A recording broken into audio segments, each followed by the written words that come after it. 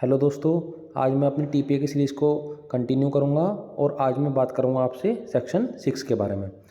Basically section 6 में क्या दे रखा है, व्हाट मे बी ट्रांसफर्ड, मतलब क्या प्रॉपर्टी हम ट्रांसफ़र कर सकते हैं। भाई इतनी देर से ये तो बात हो रही थी कि प्रॉपर्टी ट्रांसफ़र करेंगे, पर हम किस किस ट्रांसफ़र को तो परमिशन दे सकते हैं और किस किस ट्रांसफ़र को परमिशन नहीं दे सकते, वो सब इसमें बताया गया है। सो आइए पढ़ते हैं। प्रॉपर्टी ऑफ एनी काइंड में बी ट्रांसफर्ड, किसी भी तरीके की प्रॉपर्टी को हम ट्रांसफ़र कर सकते हैं। ये जो लिख रहा है ना इसमें, ये एक लीगल मैक्सिम पर डिपेंड है, एक लीगल मैक्सिम पर बेस्ड है ये जो लिख रहा है। आइए मैं आपको दिखाता हूँ वो लीगल मैक्सिम क्या है। सो ये इस लीगल मैक्सिम पर बेस्ड है, एल इनिशियो री प्रेफेटुर जुरिस एक्सकैंडी। अगर मेरी प्रोनाउंसिएशन में कुछ गड़बड़ हो तो मुझे माफ़ करना, पर ये कोई ज़्यादा इंपॉर्टेंट नहीं है। हमें जो इंपॉर्टेंट है वो है इसका मीनिंग क्या है। इसका मीनिंग है the law favours the alienation, law जो फेवर करता है एलिनेशन वो ट्रांसफ़र को फेवर करता है। लॉ ये नहीं चाहता कि कोई प्रॉपर्टी ब्लॉक हो जाए, कोई प्रॉपर्टी एलियनेट ना हो। एलिनेशन मतलब प्रॉपर्टी का ट्रांसफ़र, एक जगह से दूसरी जगह प्रॉपर्टी का ट्रांसफ़र। भाई लॉ ऐसा क्यों चाहेगा? अगर प्रॉपर्टी एक ही बंदे के पास रही और उसने कभी वो ना तो कहीं बेची ना उसने किसी को लीज पे दी, तो इससे जीडीपी को नुकसान होगा। भाई जीडीपी को नुकसान होगा, इकोनॉमिक ग्रोथ नहीं होगी। अगर प्रॉपर्टी एक जगह से दूसरी जगह घूमती रहेगी तो आपकी जीडीपी भी तो अच्छी रहेगी। तो इसलिए लॉ फेवर करता है transfer of the property, alienation of the property, not the perpetuity of the property, जो कि हम सेक्शन 14 में डील करेंगे आगे। Law does not favour the perpetuity of the property, ठीक है ना। So rather than its accumulation, अभी मैंने आपको बता दिया लॉ एक्यूमुलेशन को फेवर नहीं करता, एलिनेशन को फेवर करता है। जैसे वहाँ दे रखा था property of every kind is transferable, ठीक है, प्रॉपर्टी हर एक तरीके की ट्रांसफरेबल होती है, हमने वहाँ पढ़ा था। पर जो प्रॉपर्टी है वो एग्जिस्टिंग तो होनी चाहिए भाई, जब भी तो हम उसको ट्रांसफ़र कर पाएंगे।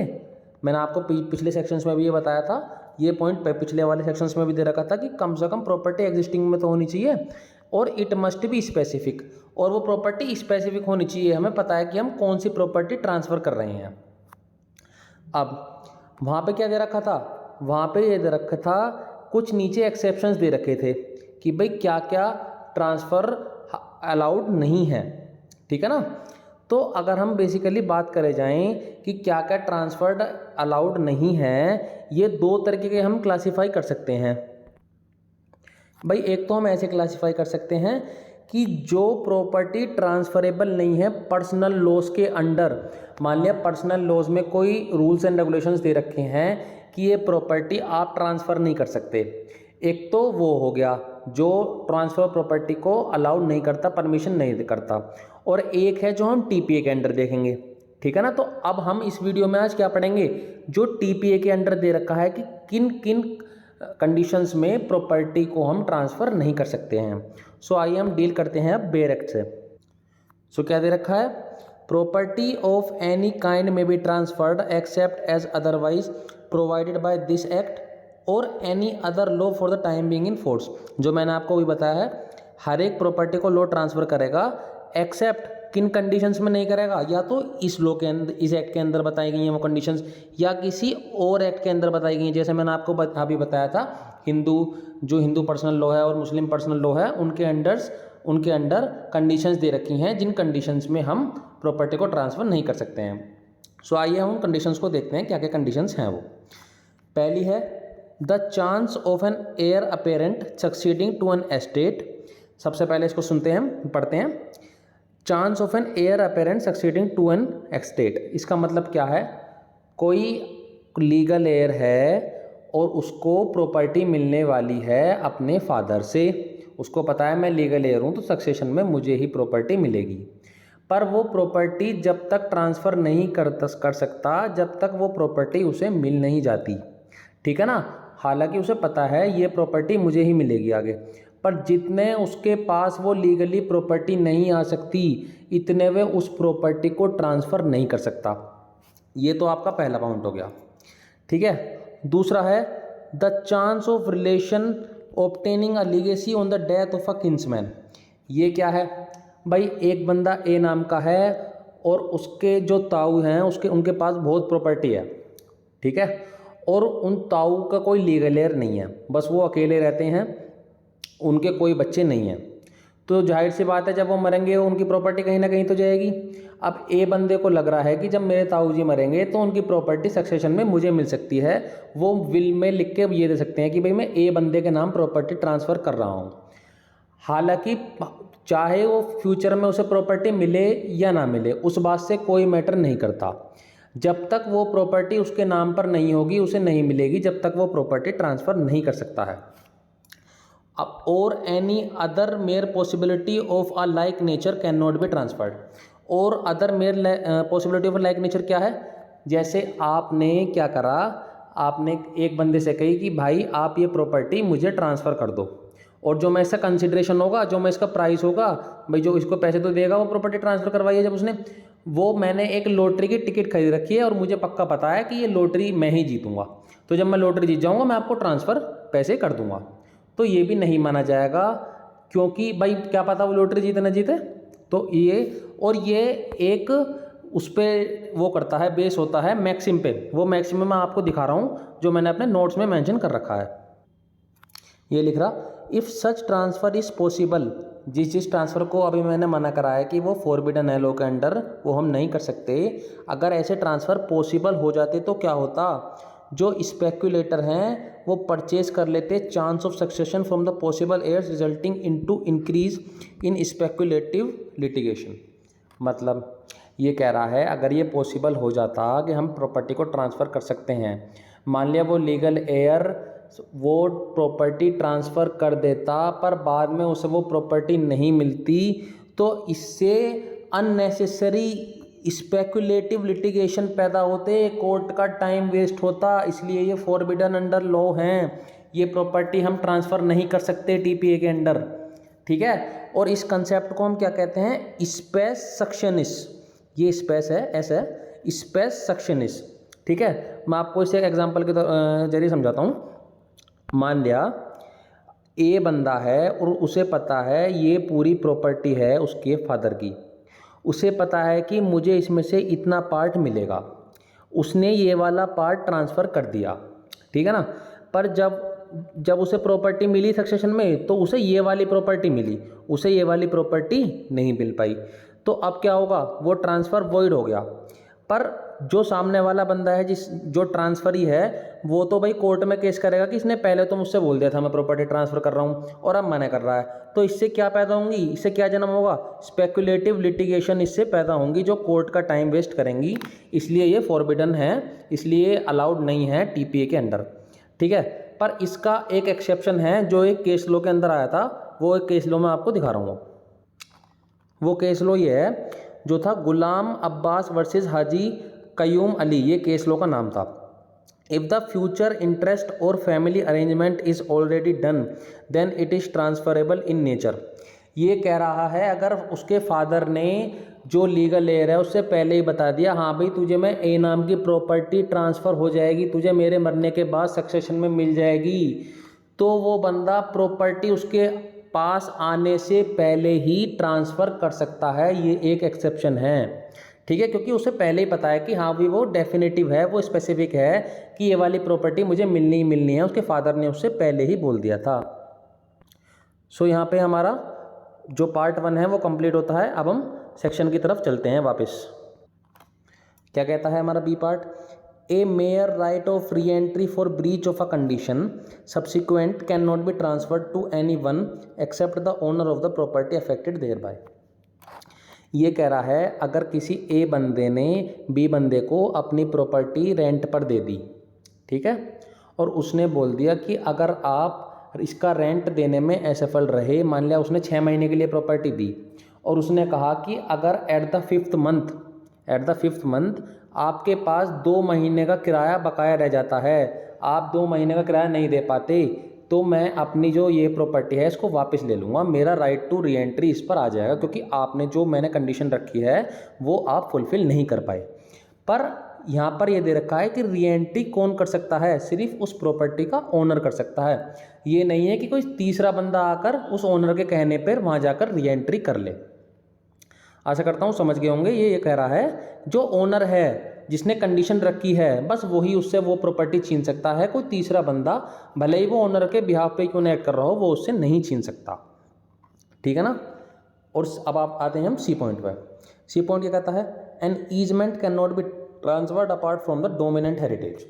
अब यहाँ से आपको कुछ समझ नहीं आएगा। पहले इसके लिए, इस पॉइंट को समझने के लिए सबसे पहले तो आपको ईजमेंट के बारे में पढ़ना पड़ेगा और आपको डोमिनेंट हेरिटेज के बारे में पढ़ना पड़ेगा। सो आइए मैं नोट्स को रेफर करता हूँ जो मैंने नोट्स बना रखे हैं। सो ये रहे मेरे नोट्स। सबसे पहले हम ईजमेंट को डिफाइन करेंगे। ईजमेंट कहाँ पर डिफाइंड है, section 4 of the easement act. ठीक है, वहाँ पर ईजमेंट को कैसे डिफाइन करा गया है, an easement is a right which owner और occupier of a certain land.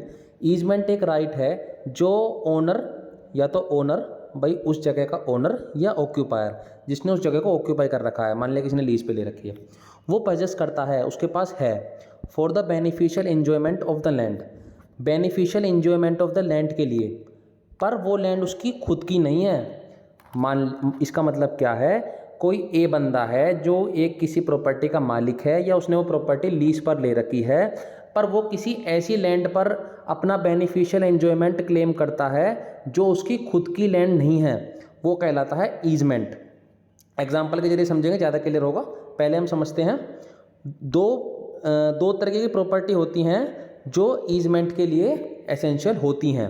एक है डोमिनेंट हेरिटेज और एक है सर्विएंट हेरिटेज। सबसे पहले हम पढ़ते हैं डोमिनेंट हेरिटेज। डोमिनेंट हेरिटेज क्या है, land for whose beneficial enjoyment rights are exercised. ये कौन बंदा है, जो बंदा उस जगह का ऑक्यूपायर है या फिर ओनर है। ठीक है, जो दूसरे की लैंड पर क्लेम कर रहा है, ये वो बंदा है। और ये कौन है, सर्विएंट हेरिटेज वाला, सर्विएंटेनमेंट वाला, property over which liabilities are imposed. जो दूसरे बंदे की प्रॉपर्टी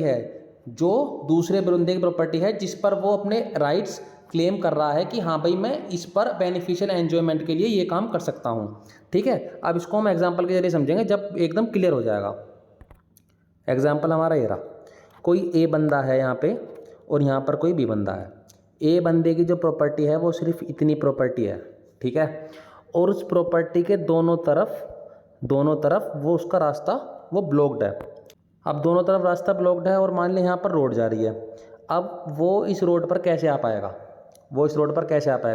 उसको भाई यहाँ से जाना पड़ेगा। तो ये क्या हो गया, ए के लिए ईजमेंट्री राइट हो गया। क्यों हो गया, क्योंकि ये उसकी खुद की प्रॉपर्टी नहीं है, फिर भी ये इस पे राइट क्लेम कर रहा है। क्यों, बेनिफिशियल एन्जॉयमेंट के लिए। किस चीज़ का बेनिफिशियल एन्जॉयमेंट, उसके राइट ऑफ वे, जिससे वो रोड पे जा सकता है। तो ये क्या हो गया, उसका ए का ईजमेंट्री राइट हो गया सर, हमारा ईजमेंट्री राइट हो गया ए का। ठीक है, और ए क्या हो गया, ए की जो लैंड है उसको क्या कहेंगे, डोमिनेंट हेरिटेज। ठीक है, ए की जो लैंड है उसको हम डोमिनेंट हेरिटेज कहेंगे, क्योंकि ए इस पर बी बंदे पर लायबिलिटी इम्पोज कर रहा है कि हाँ भाई तू मुझे अपनी लैंड से जाने दे। और बी क्या कह रहा है, बी कौन है, जो सर्विएंट हेरिटेज है, जिसकी लैंड से ए पास होकर जा रहा है। सो अब हम सेक्शन को देखते हैं, सेक्शन में क्या कह रखा है। सेक्शन में लिखा है, an easement can not be transferred apart from the dominant heritage. मतलब जिस एग्जाम्पल को अभी हमने पढ़ा था, ए के पास क्या था, डोमिनेंट हेरिटेज, बी के पास क्या था, सर्विएंट हेरिटेज। ए बंदा बी बंदे के लैंड पर राइट टू वे क्लेम कर रहा था कि मैं यहाँ से निकल कर जाऊँगा रोड पर जाने के लिए। अब वो अपना ए बंदा राइट किसी सी बंदे को नहीं दे सकता कि हाँ भाई तू भी बी के लैंड से चला जा। ठीक है, सिर्फ ए बंदे का ही राइट है उस चीज़ पे, जो ए बंदा है, जो उस प्रॉपर्टी का ओनर है, डोमिनेंट हेरिटेज का, सिर्फ उसके पास ये राइट है। और अगर उस ए बंदे को वो राइट सी को देना है तो वो राइट जब ही दे सकता है जब वो अपनी प्रॉपर्टी सी को ट्रांसफ़र करे।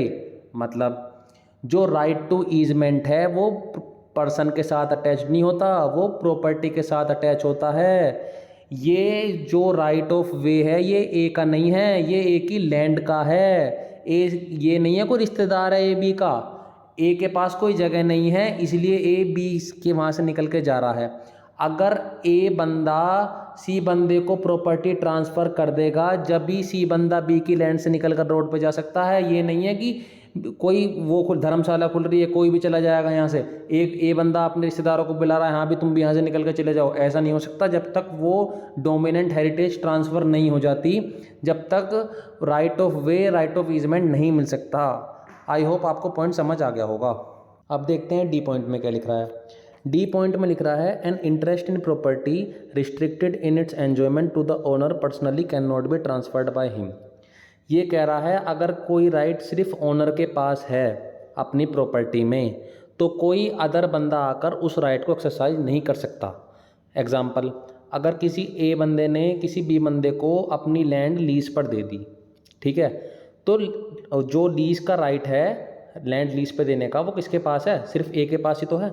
अगर बी सी को ट्रांसफ़र करना चाहता है वो लैंड की, भाई तू लीज पर ले ले, तो बी नहीं कर सकता, सिर्फ जो ओनर ऑफ द लैंड है वो कर सकता है। इसमें ये लिख रहा है। अब आते हैं सेक्शन डी पर। अब आप कहेंगे डी क्या है? डी ये है अमेंडमेंट। अमेंडमेंट के द्वारा ऐड करा गया था 1929 में। इसमें क्या कह रहा है?